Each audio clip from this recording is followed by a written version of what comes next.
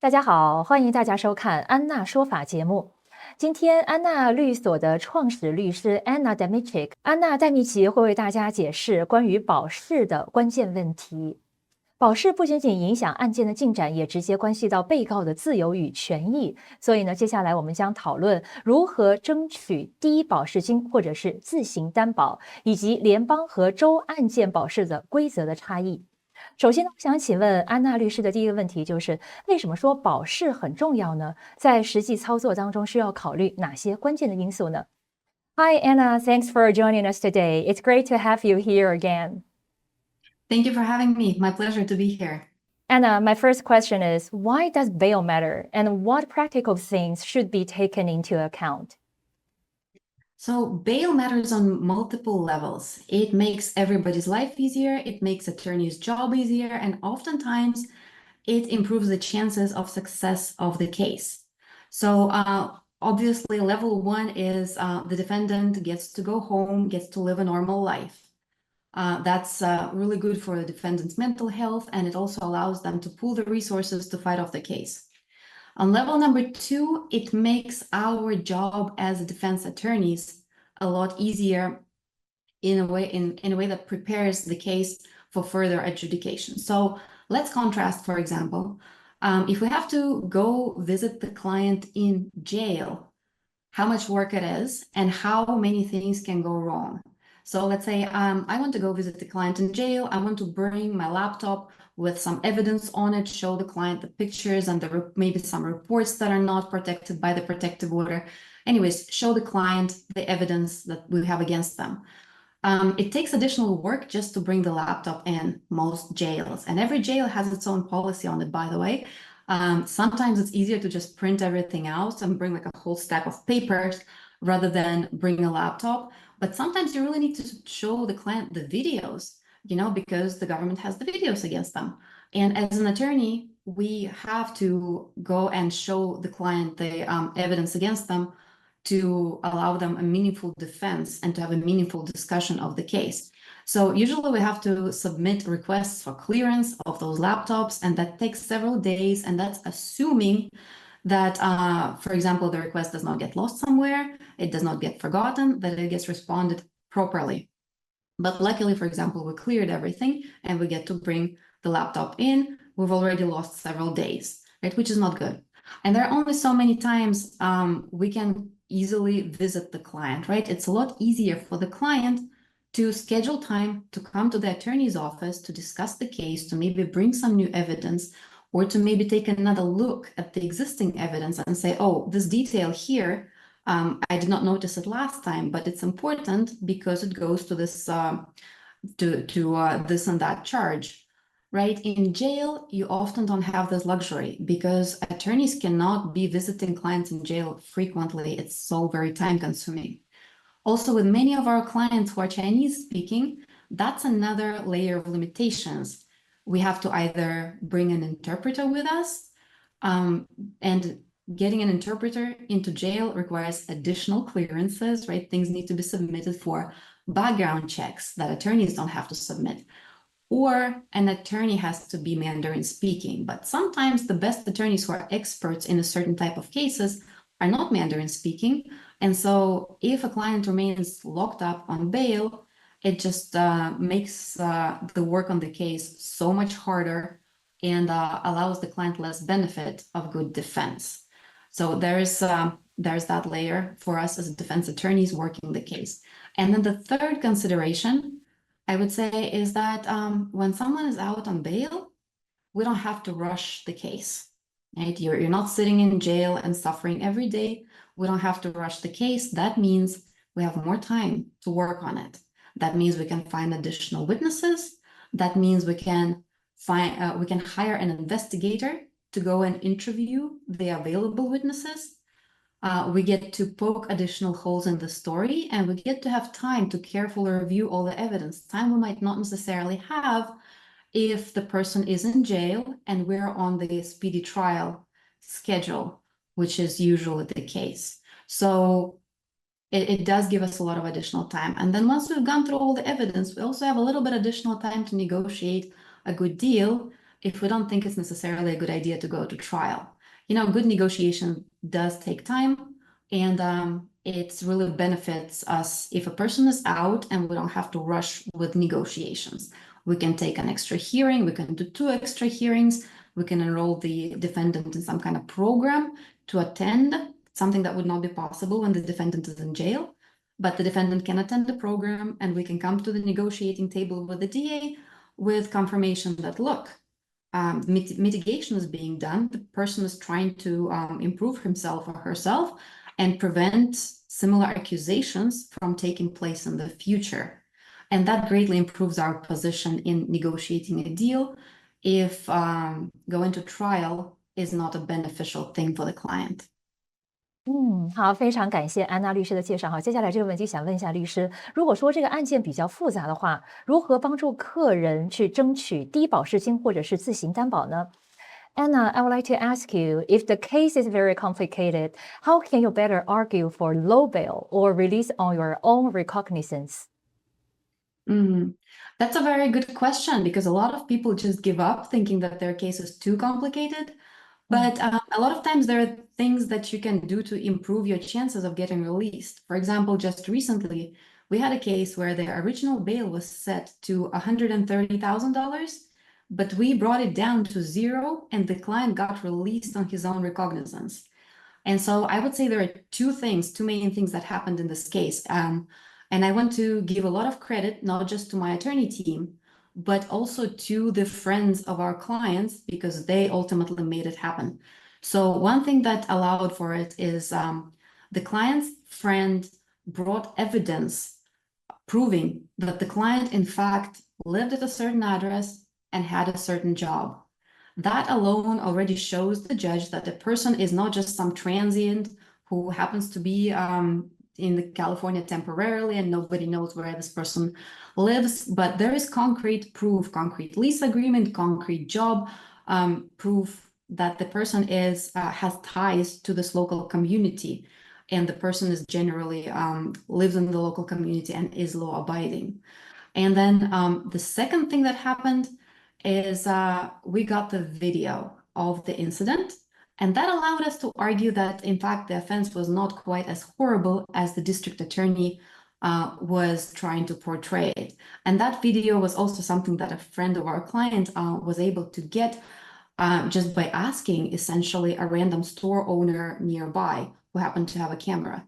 So it really helps to have resourceful friends who can do these things for you, and who can do these things for you and to bring the evidence necessary to the lawyers, so that the lawyers could substantiate their claims that their client is not a flight risk and is not a danger to the community, which are 2 most important elements of any bailout, making sure that the defendant is not a flight risk and not a danger to the community. Okay, a couple other things that can be done to make the case stronger, even in difficult cases, is having more people show up with their arraignment. And I'm not talking about a crowd, but if a family member or 2 can show up, a family member and a friend, to show the judge that the person actually has support in the community, has people who are invested in the positive outcome of the case.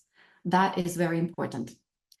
Another potential thing that can be discussed in more difficult cases is whether we can arrange for some kind of alternative means while the client is out. Alternative means of preventing danger to the community, or alternative means of making sure the client does not run away. Our client does not run away, defendant does not run away.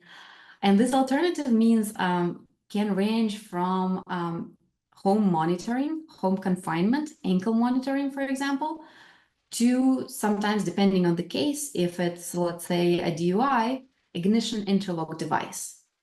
An ignition interlock device is something that gets installed in the car, and before the defendant starts the car, defendant has to blow into a tube and basically verify that there is no alcohol in the breath, essentially a breathalyzer. So these options cost money. Right? You want to understand that installing the device costs money. Also, getting an ankle monitor usually costs money. Getting waivers for this kind of things takes a lot of time. It almost doesn't make any sense. So having a couple $1,000s available or a friend who can loan you that amount of money is extremely important. 好，非常感谢安娜律师的介绍。接下来这个问题想请问他的是，联邦案件和州案件的保释规则到底有哪些不同呢？这些差别对案件处理又有什么样的影响呢？ What are the differences in bail rules between federal and state cases, and how do these differences affect the case? Anna. Right. So federal cases and state cases are quite different, also in regards to bail. I have to say the two components of a successful bailout are still the same. It's really how they're applied and how they play out in practice is what makes the difference. So the two components are, again, it's important for the defendant to show that he or she is not a flight risk, that the defendant is going to show up to court again, all the way through the court adjudication. And component number two, not a danger to the community. The way the second component is analyzed in the federal case is, for example, that the federal cases have a certain presumption for detention, presumption of detainability. And that would be crimes that have to do with drug trafficking or with terrorism. So if an offense has to do, the charged offense has to do with any of those things, the judge is going to essentially presume that there should be detention, and it's going to be on the defendant to argue why they should not and to offer all kinds of alternative means. With the state, also, it goes by the type of a crime. Usually violent crimes are the ones where people get either held on high bail or denied release. Also, something like a person's mental health issues could actually be an adverse factor in a state court, because to a lot of judges in the state court, it indicates that a mentally unstable person is less likely to come back to court, for example. So on the level of, like I said, on the level of on the substance of the components, it's pretty much the same. Now, let's look at a few differences. So in the state court, bail hearing generally takes place very quickly. Within the same 72 hours from the arrest, and it's usually happens at the same time as the arraignment. Now, you would think it's a good thing because you get your determination of how much the bail will be, or if there is a release on the recognizance, but not necessarily. Again, depending on the case, sometimes it makes sense to postpone that hearing to prepare a better argument for a release.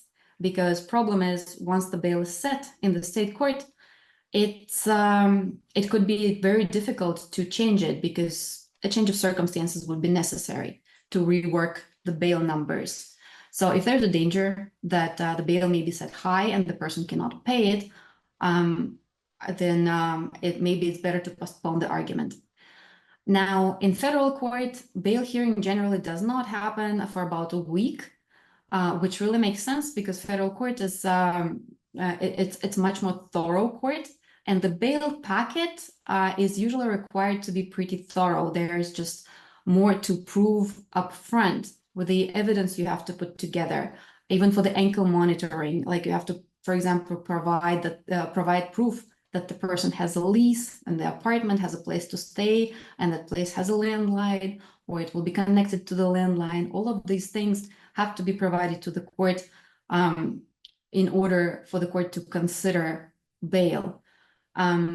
Also, I would say in federal court, another part that is rather important that I've seen in my practice, curiously, is that a person's behavior before the detention matters a lot more, because federal cases usually are investigated very thoroughly before the government brings them. So state case, contrast that with a state case. In the state case, the mechanism is there is a complaint, very little investigation, and then the case is brought to court. So everybody realizes that there may be some mistake, there may be mistaken identification, and so the person could be likely innocent. Well, let me take that back. Not necessarily likely innocent, but the chance of the person being either innocent or not guilty as charged is much higher compared to the federal court, because in the federal court, a lot of investigation takes place. And usually federal cases are not brought unless the prosecution, right, the US attorney, is quite sure that there is evidence to convict. And so what I've seen happening with some of our clients, and also in other cases that I just read for educational purposes, is if a person behaves suspiciously during an investigation stage, and that gives the government a reason to believe that the person is a flight risk, well, in that case, the government can argue that bail should be denied or bail should be extremely high. And it would just, we've had a case where we were actually unable to get the client out because the government made a good argument that the person acted like this person would be flight risk during the investigation stage. So handling the investigation stage in a federal criminal case is extremely important. I think I'll make a separate topic on that actually, because it can make a huge difference between many years in prison and a lot less than that. So one more thing I want to touch base on specifically for the viewers of this channel is how being born in another country affects bail outcome, both federal and state cases. I would say in the federal case, being born in another country is is scrutinized much more, because usually the government has access to the databases to verify not only when the person came here and how the person came here, but also where they have been frequent trips to their home country. Because their main concern is that, for example, if someone is not a citizen or has a second passport, then once on bail, the person just picks up and goes away, right? So if a person picks up and goes away, and even if they hold your passport in custody, they tell you to turn in your passport, the concern is that a person might just go to the consulate, right, and get another one. So federal government is usually much more attuned to this. And so it's important to make an argument why a return to one's home country is not going to happen. In the state courts, sometimes the question does come up, but I see it a lot less frequently. Only on like the higher charges, I would say. On the lower charges, a lot of times nobody even bothers. So I would say in state court, a lot of times making an argument that someone is here in lawful status or figuring out their lawful status, it's actually even a more beneficial thing to make this argument, because then you can say, look, my client my client knows that skipping and not coming back to court will forever cancel their dreams of becoming a green card holder or a US citizen. So they will definitely show up. All right, in federal court, it's a little bit less of a winning argument. 好，今天非常感谢安娜律师事务所的创始律师安娜 Demichik 安娜戴米奇为大家解析关于保释的相关问题哈。今天再次感谢安娜律师，也感谢大家的收看。Thank you again, Anna, and thanks to everyone for watching. See you next time. Thank you so much.